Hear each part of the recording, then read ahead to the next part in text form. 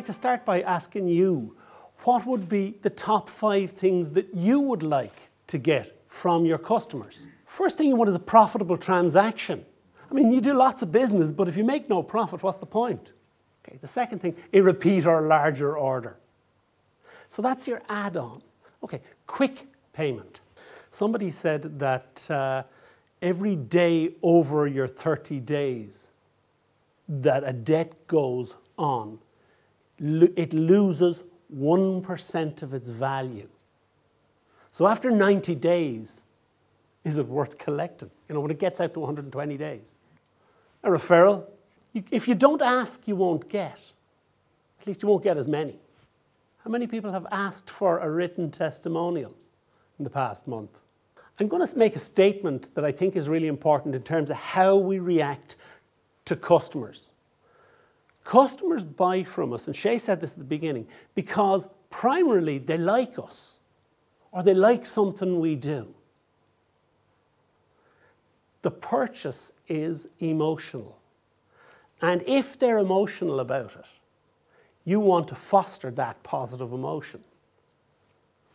So if you've got a customer and you want to keep him, you've got to keep him feeling good about his or her relationship with you. Okay, I have a top 5 questions to ask. How much does it actually cost you to get a new client? If you don't know what it costs you to get a new customer, you need to find out. How much do you invest in keeping your existing clients? How much do you invest in your relationship? And I don't just mean money. I mean, how much time do you invest? How much energy do you invest? The stuff that Simon was talking about, in keeping the clients. And if you do invest it, do you invest it in the right clients? Or do you invest it in the high maintenance ones? What difference would an extra 10% turnover and its appended profit, what difference would that make to your business next year? How much would you be willing to spend to get an extra 10%? What can you do that enhances the relationship, that makes them buy more often or refer you to one more client? If they're spending $1,000 a year with you and they spent an extra 100, or they referred you to someone who spent another $1,000. It's about taking action now and not waiting. Have you budgeted to do something like this in 2009? Because if you haven't, can I suggest that you do? Here's a little bit of a matrix that we put together.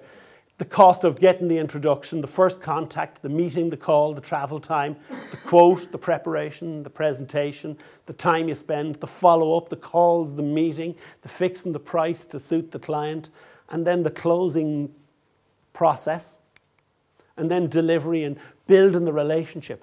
They're all things that it costs you to do. And then obviously your sales staff costs are in there somewhere.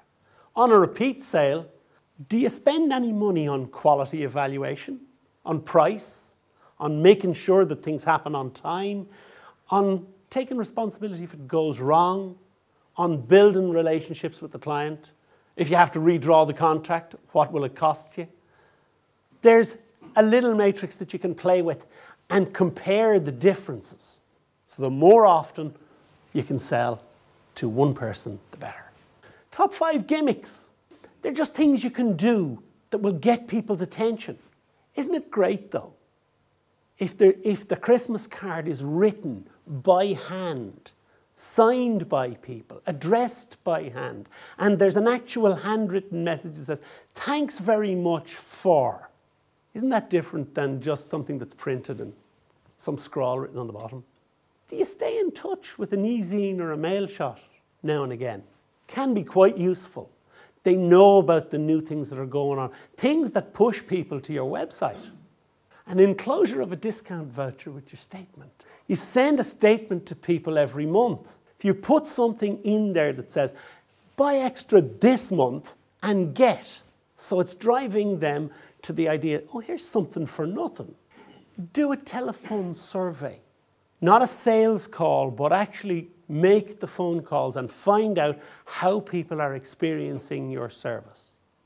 And the 5th one, get mystery shopped. There is nothing that sharpens up your customer service like the thought, if everybody in your organization knows that you're going to be mystery shopped by someone, there's nothing that sharpens up their behavior. What's a mystery shopper? That is to say, somebody who poses as a client and then does a full report on how they were treated, Chris. Never leave a client with a feeling that they got bad manners or bad service. Don't be regularly unavailable or not return calls. How do you feel if somebody doesn't return your calls? Poor communication, bad telephone manner, nasty emails. The wrong thing said in a letter, even if it's a cash collection letter. Overpromise. I wonder where that came from. If you make a mistake, even if you don't make a mistake, it's sometimes of enormous value to just take the rap. Top 5 customer relationship actions. In your relationships with your clients, listen. I'm talking a lot here. I'd much rather listen to you, because you can tell me more than I can tell you. Right. Listen really carefully to what clients say they want, and then check what they really want. Under-promise and over-deliver. Tell them it'll be here in 3 weeks, and it'll be there, and have it there in 2. Okay, but make regular contact for no particular reason. Find an excuse to stay in touch. Get their permission to use their name and what they said as a satisfied customer. I got to tell you, it is the ultimate in ego boosts for people. Follow the money. Only do the stuff that pays with the customers who pay, because a customer isn't a customer unless they pay you. It's a good place to stop, isn't it? Based on the time. Thanks.